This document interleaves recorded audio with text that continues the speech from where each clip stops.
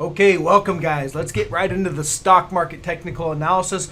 We're looking for ways to make money, all right? So everything in here is using technical analysis. We're trying to put the probabilities in our favor when taking stock trades, all right? Nothing's guaranteed. Nobody really knows where the market's going. But what the best we can do is put the probabilities in our favor, and then when they're in our favor, take the trade and then manage risk, right? So that's everything that I teach in my stock market technical analysis course. All those concepts, you know, from candlestick analysis, trend line analysis, divergence analysis, risk management. It's all in there. It's a $99 course. I haven't raised the price. You know, I've just kept it at $99. I feel like it's available for anyone that wants to use it. You know, so check that out. Link in the description below. And let's get right into the charts. All right, triple Qs. Look where we're trading at right now today. Right there at that kind of key level of what's been support. So as I roll out on the daily chart, you'll see here all this blue line. I've got circled all the tags of support. A very well-defined trend line. Okay. And we're right there at it. Now you can see today we dipped below intraday, came right down to this 377.70 area, which was kind of, I just marked that out today, but it was basically your former lows right here. I figure if we break below those former lows, then we're going to put this whole big consolidation pattern in the dust, and we're going to make a move, well, maybe all the way down there, but at a minimum down to this level at 354.70. But until we break this the lows, basically that 377.50 area, then we're not gonna head lower from here. Now I don't think it's gonna happen, and this is just me speculating. I don't think it's gonna happen intraday. I think if we're gonna break this, it's gonna come in the form of a gap down. So we're gonna gap down, trap all this bullish money here, and then head lower. I think that's what's going to happen, but the way I'm trading it is I was short coming into the morning. As we sold down to this level, I covered my short, let it kind of recover, and then as of right now, I've actually recycled back into a short, and I think we're likely going to just kind of close the day and the week right in this area, not really do much, and then we have the potential for a gap down, all right, on Monday. Now, we also have the potential for a gap up. That's completely possible. We might hold this because this is support right there. And as I roll back out on the trend line, you can see, all right, we're just right there at that support. So if you're bullish, this is where you would buy at. And if you're bearish, you can do it two things. You know, one, you could maybe take a starter short and see if we get that gap down. That's what I'm kind of doing, and then I'll add to it if we get the gap down. Or you could wait for the break of this trend line. Now, if it's going to gap down, you're likely going to break and have a pretty big gap down. It might be difficult to short on a big gap down. It's never fun trying to enter a short kind of late to the party. And if they do gap down, it's, you know, the best entry point is not, kind of gets away from you. The best entry point would be a break of this trend line and getting short right when you could break that. But you don't always get that opportunity. Okay, so that's what I see there. And flipping over at the futures, you can see the futures have the same look on this. And again, I'm really focused on tech because of the interest rates rising. It's really a tech, you know, the trade right now that I see is a tech short, and just kind of across the board shorting tech. And so that's why I'm really focused on that. And you can see here right there at support on the NASDAQ Futures. So if you're bullish, this is where you'd want to buy. And if you're bearish, you know, I kind of explained that situation just a second ago. All right, moving on. Okay, gold. Again, not a whole lot of change in gold. We're just in this big sideways kind of chop zone. So we move up, we move down within the zone until something changes out of this big technical picture. I have to remain bullish on gold, and the reason being is we're in an uptrend, clear uptrend in gold. We've had a decent correction. I mean, if you think about it, this is a perfect. The setup is good for a long trade because you're in a clear bullish uptrend, but you've washed out a lot of the bullish sentiment in gold because it's been correcting for over a year now. And you can see we just had this big long kind of bear market correct, or you know, it's a bull market, but it's a correction within a bull market. So we had a big long correction, and now we're just kind of putting everyone to sleep and consolidating sideways. I think it's building energy. for that next leg higher in gold. And again, we're still above the trend line. There's the trend line right there, right down there. We're just above it. Okay, so I still like it. And then I'm looking at things like Newmont, and you know, this is the largest gold miner, and this is it's one of the stocks I really like, just because it's such a large one that it's kind of a proxy on gold. You don't get all the volatility that you get with some of the juniors. And you can see this is the resistance area. I did adjust it just slightly. I got it at 59 right now. I had it just slightly higher, but I like this area. And you can see this was resistance. We broke above. Now this breakout here, I mentioned that it wasn't something to be believed. You know, I didn't really like the breakout. I thought we were probably going to get a back test because this breakout occurred during that thin holiday trading. So again, that thin holiday trading over the holidays, you don't usually want to trust. And then we saw that pullback. So there it is. We're right there at what should be support. And this is the area where I think you can buy because gold does look bullish. And that's probably what I would do is just you can buy here and just set a stop slightly below. That's what I would do, you know, because if this is going to be a false breakout or a bull trap, then you're going to break down and you can just stop out, you know, somewhat below. And that's the best we can do. The probability tells me we're going to go higher. We're at support. This is where you'd want to buy. And if you're wrong small, all right? And you stop out somewhat below, all right? So I like that. Okay, Rio, we are at that first profit target and actually slightly above. This thing's kind of going parabolic. You can see it's kind of gapping up and just going straight up. Now, this is the first level of resistance. It's about 71.29. We're slightly above it today. I think we'll probably, you know, it might just be an overshoot. I think we're probably going to get rejected here, maybe get some sort of a pullback. The area that, you know, where do we go? Well, you know, we could probably pull back to something like right in this area, maybe 67, 91, 68, something like there. Or, you know, who knows? Maybe we keep on going. But the point is that the trade, this isn't the area that you want to be getting long. We got long down here, right there on December 2nd, and our target was right there. And sure enough, you know, from pretty much, the trade worked pretty much the entire time. You just get long, and it just pretty much, you know, went straight up. So that's about a 12% gain. Nice trade on there. I did take some profit on this because we did hit that first resistance level. So I am expecting somewhat of a pullback. It might want to go, you know, now that I look at it, maybe there's a level right here that it wants to run to. Right in here. So we might want to run all the way up there to 74. But again, you know, I got in way down here. And so, I'm not trying to press it for the last little bit. And I think there's likely going to be a pullback.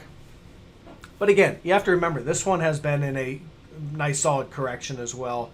You know, from the highs, it was down all the way down here at 37%. So I think that correction's over. I think it's starting that next leg higher, which is bullish, but it's not going to do it all at once. It's going to run up, probably get rejected, you know, run up. So we'll look for pullbacks to add, I think is what makes sense on this one. I like it. KHC, again, this one, you can see just continuing its march higher, 37.79. I still like this for a gap fill all the way up here at 40. Let me roll out and see if I can grab it up here at 48. All right, that's a big gap back in 2019, never been filled. Came close right here, but it didn't. Pull back to this major support, which is 35.38. And as I roll out, you can see that's kind of where it gapped down to. Was rejected there. Resistance, broke above, support, little dip below, false breakdown, bear trap, and off she goes. So we're above that major support. Everything looks bullish in this thing, heading up to that gap fill, okay? And we also, it didn't really have bullish divergence, just some bullish momentum. I'm sure it's there on the hourly, but I still like this trade here. And there's a clear rotation going on right now between growth stocks and value stocks. So what I'm seeing is the defensive sector, like consumer staples, has been rallying while tech has been selling off. So I think that's going to continue to work for a little while, and you're probably going to see that. I mean, I just kind of scanned through some of these ones like Coke. It's working, you know, rallying. All these kind of boring dividend-paying defensive stocks seem to be working. And that kind of plays into this KHC trade as well. So I think this is going to continue to work. And this one's got a ways to go. So yeah, I'm looking for that gap fill. I really like it. It looks like it's going to work. And let's look at GME, guys. So again, GME is, like I said, I think I talked about it in a live stream yesterday. I did a live stream. You guys can go back and watch that. We covered a lot of good stuff. But GME, after hours, there was this pump kind of thing going on. That's what the stock's all about. It's all about it's pump. It's basically, they're just going to like float out some stories, whether they're true or not. I don't know if well, yeah, I mean, the company did it. GameStop's, they're trying to pump their stock and probably exit. The management and stuff, they're kind of on a burner, and they see that, so they're probably just trying to pump this thing up as much as they can and sell shares, maybe, keep the company alive by selling more shares. It's all pump factory. But you can see, so after hours, this thing was up like 25% because they said they're going to go into NFTs, and that's all just speculative hype, And sure enough, open today and just selling, just smashing it down. I took in the after hours when I saw that it was up 25%. I added to my short trade. So if anybody knows, I did enter a short trade on this. It's not a huge position. You don't have to have a huge position for this thing because it's so volatile. It's 25% in a day. You don't need a very large position to make good money. But I did see it was up, and I did add a little bit to the short because, again, I figured it was going to open up and sell off. Everything was, this thing's set up to move lower, and I don't think it's going to do it through intraday. I think it's going to happen with a gap down. And sure enough, I'm sure that it's a little more believable today when you see that 25% or 20% or whatever it opened at just get faded. It's likely a little more believable to people. I know in the after hours, there's probably a lot of people like, oh my goodness, it's it's going higher. You're wrong. But they don't feel that way today. I would assume. So I think we're going to, again, I'm just anticipating, but I think all this price action here, we're going to get a gap down. I don't know if it's going to come Monday. I think it's going to come soon though. And it's going to gap lower down here somewhere, and then smash down to the next level of support. This is a thin zone. There's really nothing supporting this. We don't have any real key levels of support till we get down to that 45, 50 area. So, yeah, I think, this thin zone, the support, we're going to just, fall down to that level. Okay, so moving on from that one. AVGO, if anybody's in this one, it's continuing to work. I don't see any real reason why it's not going to continue to the downside. 592.88 is kind of the next level of support, so we're going to work our way down there most likely. Again, the probability is in our favor to work our way lower because we have a clear trend line. All right, we broke that trend line. We backtested once, and we were backtesting right here. So that was a high probability area to put the probability in your favor that you're going to get a rejection at resistance to the downside. Okay, so I like that. And we had negative divergence on the RSI, and we've had it on the hourly chart on the PPO. I've shown that. But again, this one just continues to work, so we're heading lower. And basically from the entry, which was right up here, we're already profitable as of right now by about 7%, with more to come, I believe. Okay, and BABA. You can see BABA's on a buy signal. We had a clear breakout. So BABA, I've been talking about this for a couple weeks now. Bullish divergence right there on the RSI and the PPO. So as we were trading around in here, I noticed the divergence, and that puts the probability in your favor that you're going to get a reversal or an up move. And this one's in a bear market. From the highs all the way to where it's at now, it's down, 65%. So, it's definitely due for a pretty strong rally. And with the bullish divergence showing, then we got the buy signal yesterday. They made it look like 2 days ago, you can see the wick right here. They popped it up and it looked like a buy signal, but then it faded. Yesterday, solid close. There's your buy signal. Today, up more. Now, we hit the first level of resistance, which is about 130. I had that marked out. Not exact. Yeah, see, that's kind of a key level. See, that was a level of support. So, and there was a gap around that level too. So as we zoom in, you can see we gapped up to that level, overshot it, but it's fading, and we're likely going to get a pullback here. What I would think is going to happen, you're either going to consolidate and just hang out here for a couple days, or you're going to get a pullback back down to this kind of breakout area. And if you do, that's your buy signal. That's your objective area to buy at and then we'll probably break to the upside. I'm looking for gap fill up here at 161 as the kind of profit target on this move. And from where we're at right now, it's about a 27% gain. So I like that as a trade. I don't like it long up here because we're at resistance. But any kind of pullback, or, if we consolidate here for a few days and then break higher, then you could probably, take the trade then. All right, so I like that, but it is working and it's moving up. Qualcomm. All right, so Qualcomm on the daily chart. We don't have a daily sell signal yet because we have to wait for the day to close, but we do have it on the hourly chart. So on the daily chart, basically what I like about this is clear negative divergence. Look at that momentum, right? Oh, sorry, let me grab my tool. Look at that momentum just dropping off like that, okay? And then price was continuing to move higher. That's your negative divergence. Then you broke, so you have a trend line right here, right? You broke, you back tested once, you back tested twice. Let me zoom in just to kind of highlight that. Oops, sorry. You back tested twice right there. And that was a tag of the trend line. And then from there, we kind of set up the secondary trend line. Stocks like to do that sometimes. And so when I go to the hourly chart here, I got that marked out right there. Secondary trend line. You can see we had a test 1, 2, 3, 4, and then she broke right there. So we've just broken on the hourly chart today, which means we've got, and let me point that out. We have an hourly close below the trend line followed by a second hour close. So in general, that is an hourly breakdown. Now, to really confirm this, you want to see that daily close below this trend. They might try to snap this thing back up throughout the day and get it back up here. But if you don't see that, then I think this is likely your sell signal on Qualcomm. And then that would set us up for, because of the negative divergence, it tells me that this uptrend is ending, essentially, and we're going to start a downtrend. And that, and then I would say my target for this trade is all the way down here at 139.02. I do think that's a pretty high probability. So that's what to look for if you get the sell signal on the daily chart. I've already taken a short trade on this, and I've started to add to it. If they snap this back up throughout the day, maybe I'll lighten up a little bit because we might want to do one more move higher. But if we can get that daily close below this trend line, I think we're probably on like Donkey Kong all the way down to 139. It's not going to happen all at once. We'll probably get a little bounce here at 171.50. We'll get another bounce here at 153.50. But ultimately, we're going to do something like this. Maybe chop around, break, chop, ran, and go like that. All right, I like it.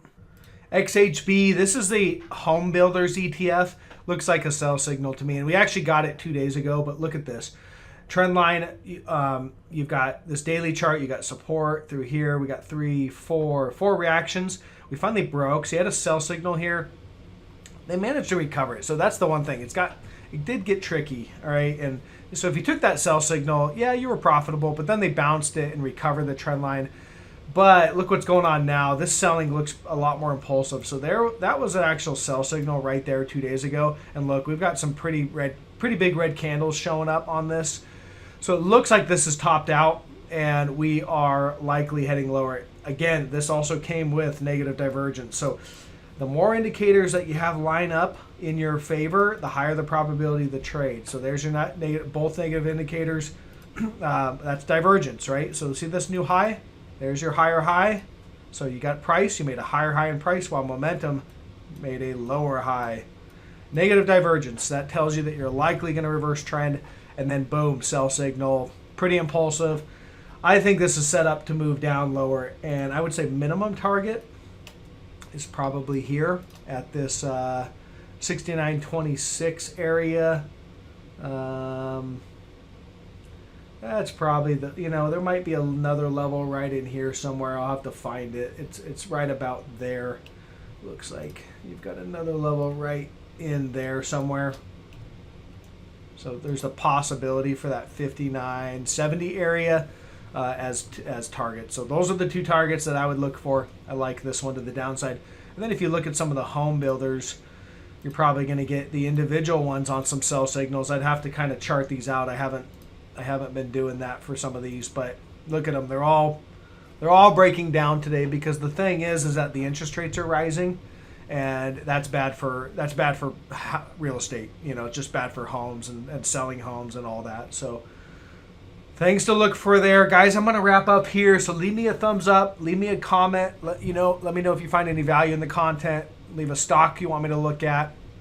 We keep the conversation alive as a community. So thank you, and I will catch